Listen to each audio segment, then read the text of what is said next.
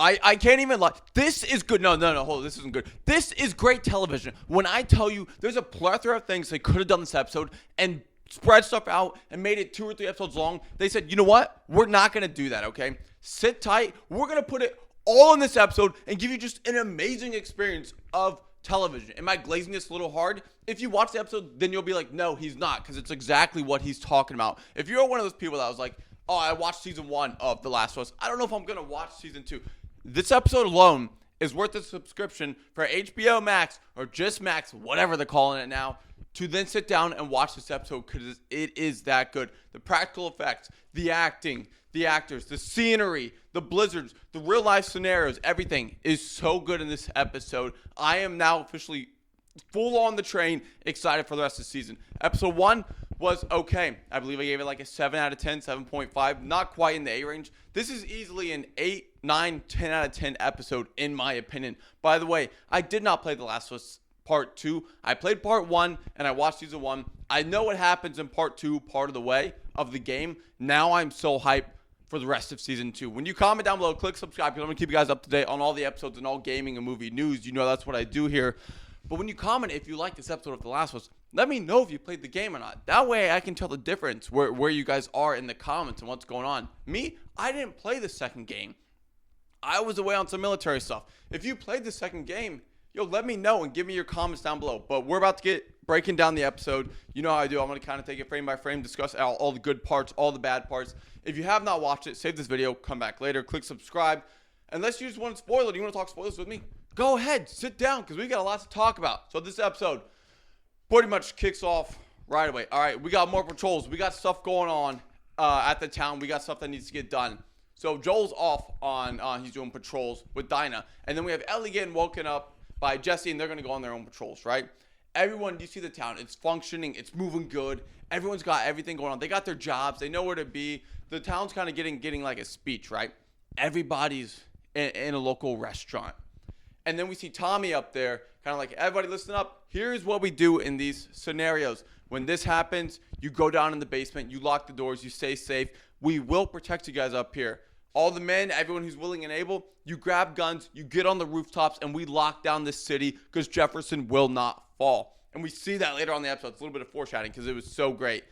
And we kind of get this idea, but they're saying this, and there's some joking going on, and there's some lightheartedness. Because why would anything bad happen here? Nothing bad happens here. Sure, the world outside is filled with zombies. There's infected. There's horrible people. The fireflies are gone, so we think. So what all do we really have to worry about? But you always want to do these drills, right? Just in case something bad like this happens. That happens later on in the episode. But everyone does it. They all pay attention. They all know what to do. But then you can feel with the characters. They're kind of like, yeah, we know what to do, but we don't really need to ever do it. Because when does that ever happen to us? And they're getting a sense of comfortability, right? And if you remember in season 1, when that kind of stuff happens, that's usually when bad things happen because you're kind of slacking off and on. There was a key mention, though, with Ellie and with Jesse when they're talking about going on parole, where they're talking about how these infected are getting way more advanced. They're using their dead bodies to then hide pretty much the current living dead infected that can still attack people as camouflage. And Ellie's like, well, it's kind of going on with what I said last week in the episode with the other infected kind of luring her in. And everyone's just kind of like, it's just kind of crazy. We don't know if we really believe that because we haven't seen it too much. But then, boy, do we see it in this episode. And it's just, wow. It's just full on force. And I love the fact, right? Kind of like some of the Walking Dead scenes where they have actual actors and actresses come in, get makeup done. They show up to make the Horde of the Infected look more realistic, look good. Of course, they blend in some practical effects and visual effects together and special effects. But it looks better when it's blended with real characters, real actors as zombies on top of the special effects zombies and stuff like that. It makes it harder to pick it apart, and it looks so much better in my opinion, especially when they're attacking, especially when there's hordes. There's one scene with Abby where she's under a fence and you're watching it as they're trying to grab at her. They want her so bad to literally just rip at her shreds. They're going through the chain link fence and you can see it splitting their hands, splitting up and down like their fingers as they try and grab her. And while this is happening, because Abby's out on patrol, right? She's kind of pulling guard. They're trying to think of an idea. Yo, how can we break into this city and get Joel and do whatever we want to him, right? And then the rest of her team's kind of like, you know what? There's really no way, unless a miracle happens and somehow they get Joel, that they can make this happen. So they're all kind of falling apart. But Abby, while she is on patrol, sees two people on a horse, right? Dinah and Joel. She doesn't know who they are yet, right? She's just kind of curious at this point. So she's walking around. Man, a blizzard's coming in. Everyone's about to freeze. It's so cold out. But she kind of is just like, I got to see what's going on here. So while she's investigating who they are, trying to get closer, she falls down a snowy mountain, right? And while she's tumbling down, she kind of stops for a bit, looks around. She's at the bottom. There's just infected all over, but they're frozen, right? That's what she thinks. They're frozen on top until she kind of like catches a side glance. One of them starts moving, right? One starts turning their head. And then they start reaching their hands up through the snow. Awesome scene, by the way, as they are now using the dead infected as camouflage. And then, dude, the episode is just, you're sitting on the edge of your seat like this. You're hooked. You're glued. You're dialed in. You're perfectly edged to the rest of this episode. And it is just along for the ride. So she is now running for her life from 20, 30, 40, 50, 60, 70, 80, 100 infected trying to chase her down. And during this time, all the rest of the patrols have been called back, right? The only two teams that haven't made it back is Jesse and Ellie, right? One team, they kind of went to a little 7-Eleven. There's weed being grown in there from the therapist. Her husband was in there before. They kind of talk about how Joel had to put her husband down because he infected and everything. And then there's also Joel's team, him and Dinah, right? So then back to Abby. When she's getting chased, she goes to kind of an abandoned warehouse, right? She's trying to find any shelter she can. There's a blizzard coming in. There's a horde of 60 plus zombies or infected chasing her down. She literally has no idea what to do for survival. So she goes under the chain link fence. They're attacking her. They're reaching her. They're trying to grab her. They're trying to kill her. Then after that, she gets out and she's about to die. She gets tackled over by a zombie. Joel comes up, boom, puts a bullet right in his head. And you're like, oh, dude, you're excited because you know Joel's trying to save somebody, but if you played the game or know anything about it, you know what's about to happen. And they don't hold any punches, man. And that's why thank you. Thank you so much. You could have shied away from this and you didn't. So Joel saves her. Abby soon finds out that this is the Joel she's looking for, and now her new plan is to get Joel and Dinah back to her friends in a ski resort lodge. She tells them, hey, I know a place where we can go that's safe. In the ski resort lodge, my friends are there, they're armed, and they can help protect us.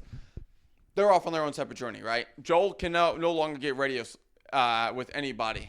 So the radio people, they reach, what is their name? Someone help me in the comments. They reach Ellie, they reach Jesse, and they're like, hey, yo, Joel and Dinah have not came back yet. Can anybody find them? They give themselves 20 minutes. They're like, you know what? We're going to go find these people and see if we can find them. Ellie takes off. Jesse takes off. While this is happening, the town is they look out, right? A guy with binoculars. He's looking out. He's trying to keep survey of what's going on. He sees a horde of zombies coming to the town.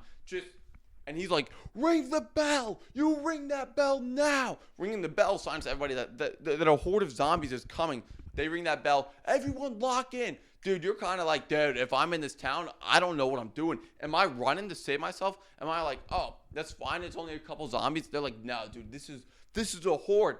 Boom, they lock the place down. You see them start dropping barrels of oil off it. You see Tommy go up top. He's like, we will not fall. Dude, you're like, yeah. They shoot the barrels. They light them on fire. The horde's catching on fire. Like, dude, they got this. Then you see, oh my. You see Big Bertha. You see Big Daddy, Diddy, rolling up. The Diddy zombie rolling up as he's going to barricade his way into the town. Tommy gets sight of this. He runs back. He's pretty much like, dude, you're so hyped for Tom. I'm glazing him, and that's fine. I don't care. He's like, lock and load. He puts on the flamethrower, and he's holding his ground. The horde breaks through. People start getting ate alive.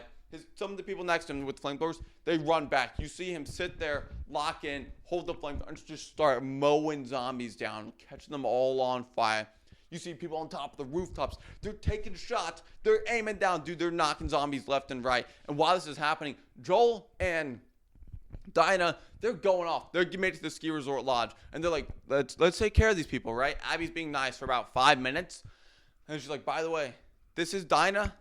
This is Joel. You see the rest of the people on her team turn, put a trigger to they pretty much put the barrel to Dinah's head. Like, we're gonna put her to sleep for an hour just so we can do what we want with you. They inject her with something. Dinah goes to sleep. Joel is now left hopeless. Abby, oh my, turns around, grabs a 12 gauge, a spaz, boom, takes a shot right in Joel's knee. He can't leave. He can't run. He can't go in here. He's unarmed, and you just know what is going to happen next. It's just, and the way they do it, man, it sucks, but it sucks so good.